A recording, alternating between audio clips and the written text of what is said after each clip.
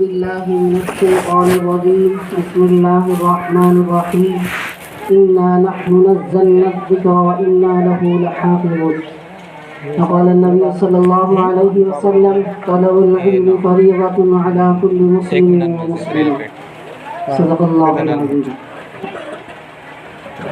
اللهم صل على محمد في أول كلامنا اللهم صل على محمد في أوسط كلامنا اللهم صل على محمد في آخر كلامنا اللهم صل على محمد في كل كلامنا.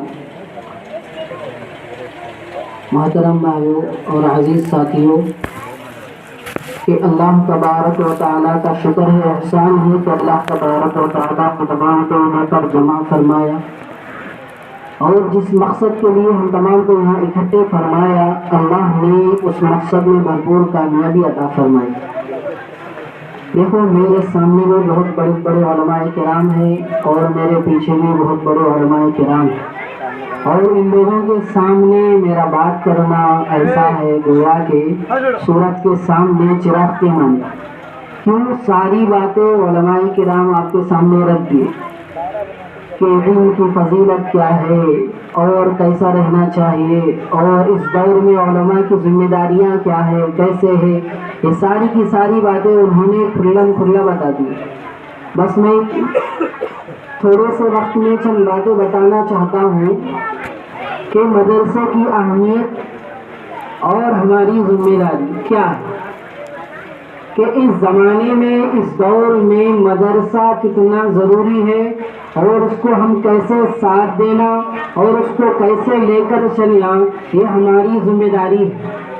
دیکھو، لاک ڈاؤن تھا 2 سال 2.5 سال، سارے مدرسے بند ہو گئے، سارے مدرسے تالے لگ گئے، اور وہ مدرسے جو چندے سے چل رہے تھے وہ مدرسے اب ہے ہی ختم ہو گئے.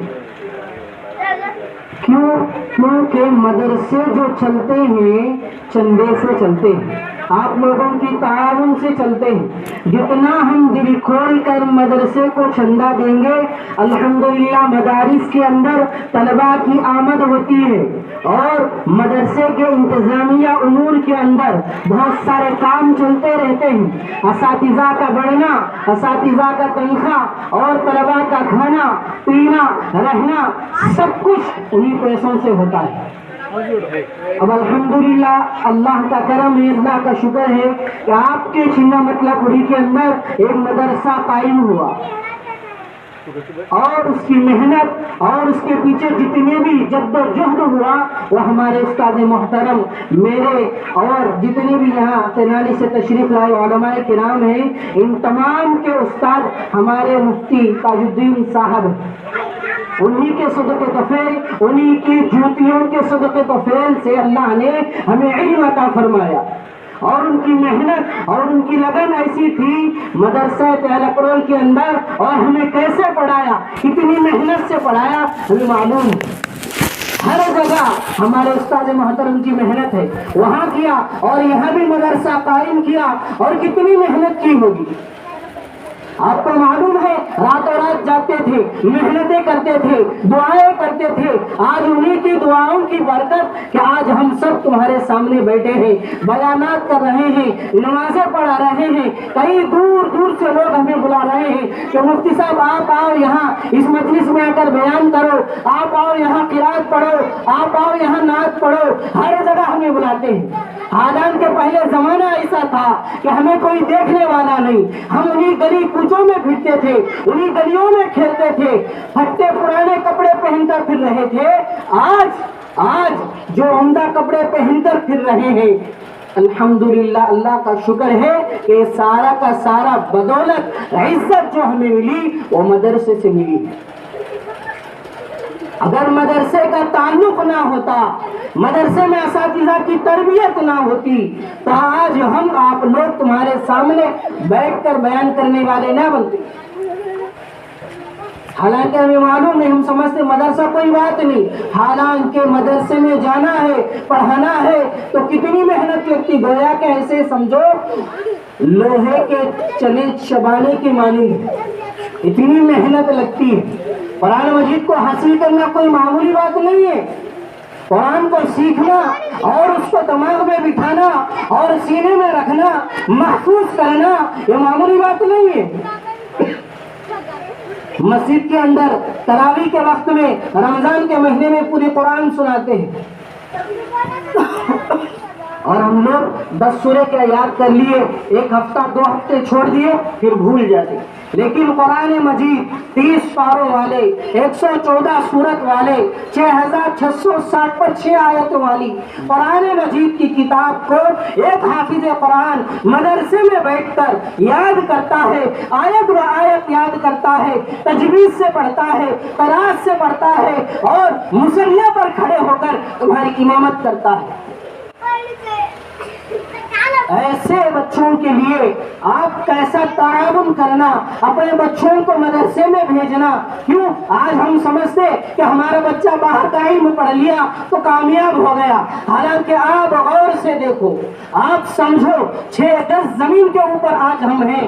کوئی ڈاکٹر بن رہا، کوئی انجینئر بن رہا، کوئی لائر بن رہا، ہر طرح کی کوئی نہ کوئی پوزیشن حاصل کر رہا ہے. لیکن 6 10 زمین اندر جانے کے بعد جب فرشتے اتریں گے تو یہی سوال کریں گے کہ بھائی من ربک ما دینک من نبیک. تو اس کا سوال کوئی انجینئر نہیں دے گا، اس کا سوال کوئی ڈاکٹر نہیں دے گا. جو قرآن مجید سے تعلق رکھتا ہے، جو مدارس سے تعلق رکھتا ہے، جو اچھے اعمال کرتا ہے، اللہ کو راضی کرنے کے اعمال کرتا ہے، وہی بندہ اس کے جواب دے گا. اور خود فرماتے ہیں کہ جب فرشتے اترتے ہیں سوال و جواب کے لیے تو جو بندہ قرآن مجید پڑھا ہوگا، رات میں اس کی ترتیب ہوگی سورہ ملک پڑھنے کی، سورہ دخان پڑھنے کی، تو وہ انسان آرام سے قبر میں سوتا رہے گا. فرشتے پائے کے جانب سے آنا چاہیں گے تو قرآن سامنے آ کر کھڑا ہو جائے گا، سر کے جانب سے آنا چاہیں گے قرآن سامنے آ کر کھڑا ہو جائے گا، دائیں جانب سے آنا چاہیں گے قرآن آ کر کھڑا ہو جائے گا، بائیں جانب سے آنا چاہیں گے جب بھی قرآن آ کر کھڑے ہو جائے گا. فرشتے کہیں گے کہ بھائی تو کیوں آ رہا ہے بار بار، تیرا کیا مقصد ہے؟ تو کہتا ہے کہ بندہ ابھی تھک کر آیا ہے آرام کرنے کے لیے، اس کو مت جگانا، جو سوال تمہیں کرنا ہے مجھ سے کرو، جواب میں دوں گا. تو دیکھو قرآن کی فضیلت کیسی ہے کہ بندہ مرنے کے بعد بھی سوال و جواب خود قرآن مجید ہی دے.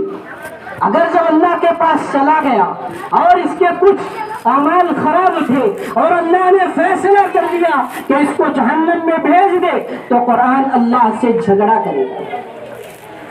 قرآن اللہ سے جھگڑا کرے گا، کہے گا کہ اے اللہ، اگر تیرے اس بندے کو، یہ بندہ جو ہر دن، ہر ہمیشہ، ہر لمحہ میری تلاوت کرتا تھا، مجھے یاد کرتا تھا، میرے لیے وقت نکالتا تھا، اگر تو اس بندے کو جہنم میں بھیجے گا تو میں بھی اس کے ساتھ چلا جاؤں گا. اگر مجھے بھیجنا نہیں ہے تو اے اللہ تو اس کو جنت میں داخل کر. تو ہر جگہ قرآن مجید ہمارا ساتھ رہتا ہے، ہر جگہ ہمارا معین بنتا ہے، ہر جگہ ہمارا رہبر بنتا ہے. ہر چیز کو اللہ نے قرآن میں چھپا کر رکھ دیا.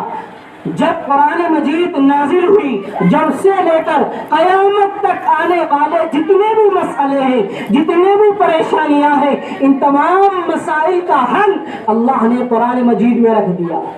انہی مسائل کو سمجھانے اور قرآن مجید کو یاد کروانے کے لیے ان مدارس کو کھولا جاتا ہے. اب مدرسہ تو کھل گیا، اب شہر والوں کی ذمہ داری کیا ہے؟